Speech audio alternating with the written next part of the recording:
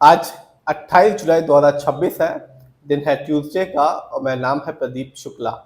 ये वीडियो सिर्फ educational purpose है। ना मैं कोई भी स्टॉक खरीदने की सलाह देता हूँ और ना ही बेचने की। आप जिस भी कंपनी के शेयर को खरीदना, खुद रिसर्च करना, एनालाइज करना, अपने फाइनेंशियल एडवाइजर की राय जरूर लेना, तब जाकर अपने पैसे को किसी भी कंपनी पे इन्वेस्ट करना। आज बात कोफॉर्ज लिमिटेड के बारे में।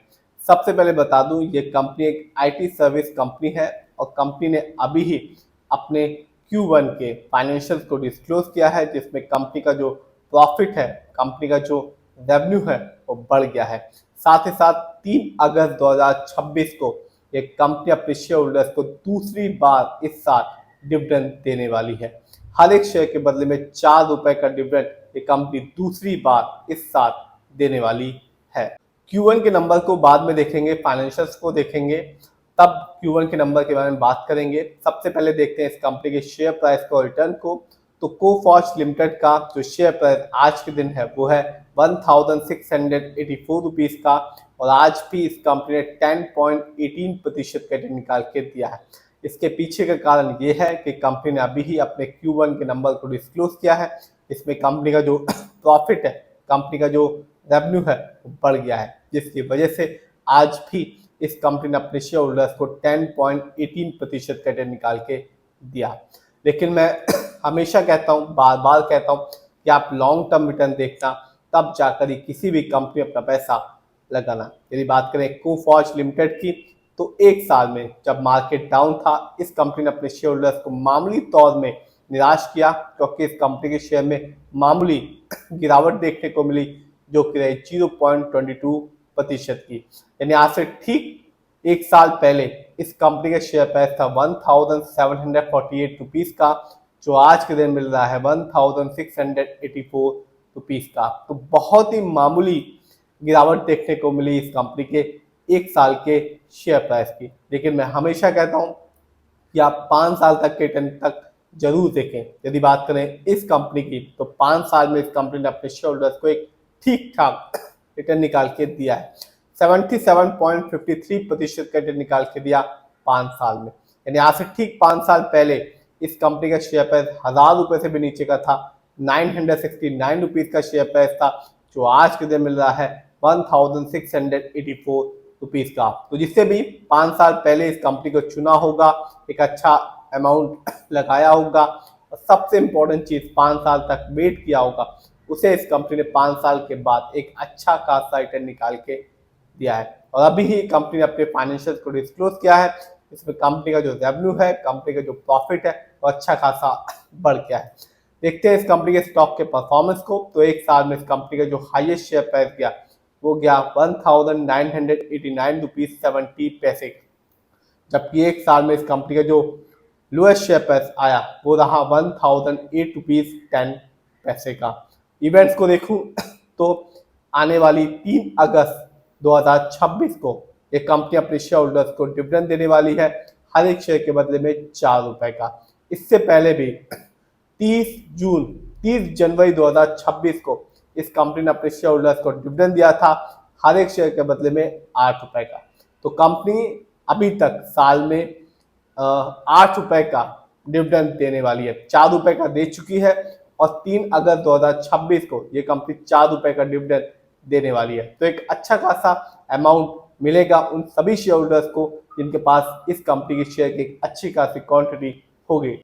देखते हैं इस कंपनी के फंडामेंटल्स को। तो जो कंपनी का मार्केट कैप है वो है 67,663 करोड़ का। ये कंपनी लार्ज कैप की है, क्योंकि मार्केट कैप 20,000 करोड़ के ऊपर का है। पीबी रेशियो 2.55 है। शेयर मार्केट में एक अच्छा पीबी रेशियो कहलाता है 1 से लेकर 3 के बीच में। इंडस्ट्री पी 18.40 है। शेयर मार्केट में एक अच्छा इंडस्ट्री पी कहलाता है 20 से लेकर 25 के बीच में। ये बताता है जो कंपनी के स्टॉक है मार्केट में कैसा परफॉर्म कर रहा है। क्या बहुत ज़्यादा महंगा तो नहीं हो गया कंपनी का शेयर, क्या बहुत ज़्यादा सस्ता तो नहीं हो गया कंपनी का शेयर मार्केट में। डेप्ट टू इक्विटी यानी कि लोन कच, डेप्ट टू इक्विटी 0.08। आप भी देख सकते हैं इस कंपनी पर लोन कच ना के बराबर है। इस कंपनी का आरओई यानी कि रिटर्न ऑन इक्विटी है 16.31% का। आरओई का मतलब होता है कि आपने कंपनी को पैसा दिया, कंपनी ने उसे नए प्रोजेक्ट्स पे लगाया, और कंपनी ने प्रोजेक्ट से कितना कमाया, उसी को कहते हैं आरओई। इस कंपनी का आरओई है 16.31% का। शेयर मार्केट में एक अच्छा आरओई कहलाता है 15% से लेकर 20% के बीच में। और मेरा मानना है कि आप जब भी कभी भी किसी भी कंपनी के फंडामेंटल्स को चेक करें तो आरओई जरूर देखें, क्योंकि बताता है कंपनी कैसे आपके पैसे को इस्तेमाल कर रही है। यदि कंपनी का आरओई हाई होता है या पॉजिटिव होता है तो साफ बताएगा कंपनी आपके पैसे को सही से इस्तेमाल कर रही है, जिससे आगे चल के फ्यूचर में कंपनी आपको एक अच्छा खासा रिटर्न दे पाएगी। यदि कंपनी का आरओई कम होता है या नेगेटिव होता है तो साफ बताएगा कंपनी आपके पैसे को सही से इस्तेमाल नहीं कर पा रही, जिससे रिटर्न पाने जो पॉसिबिलिटीज होती है लॉन्ग टर्म बहुत ज़्यादा कम हो जाती है। इस कंपनी का जो ईपीएस है वो है 39.41 का। शेयर मार्केट में एक अच्छा ईपीएस कहलाता है 80 से ज़्यादा का। ये बताता है कंपनी लास्ट 12 महीने में कितना कमाया। डिविडेंड यील्ड 0.20% है। शेयर मार्केट में एक अच्छा डिविडेंड यील्ड कहलाता है 2% से लेकर 6% के बीच में, और हाई डिविडेंड यील्ड हमेशा जमाना जाता है। बुक वैल्यू 600.26 है और कंपनी का फेस वैल्यू है 2। देखते हैं इस कंपनी के फाइनेंशियल कंडीशन को। तो जून क्वार्टर में इस कंपनी का रेवेन्यू था 5,555 करोड़ का, जबकि 2025 में इस कंपनी का ईयरली रेवेन्यू था 12,215 करोड़ का। प्रॉफिट जून क्वार्टर में इस कंपनी का प्रॉफिट था 532 करोड़ का, जबकि 2025 में इस कंपनी का ईयरली प्रॉफिट था 964 करोड़ का। जानते हैं कुफौज में किसका कितना पैसा लगा हुआ है, यानी कि शेयर होल्डिंग पैटर्न। तो एफआईआई यानी कि विदेशी निवेशक जैसे कि foreign bank, foreign insurance company, asset management company, इनका पैसा इस कंपनी में सबसे ज्यादा लगा हुआ है। 45.50% की होल्डिंग सिर्फ और सिर्फ एफआईआई की है।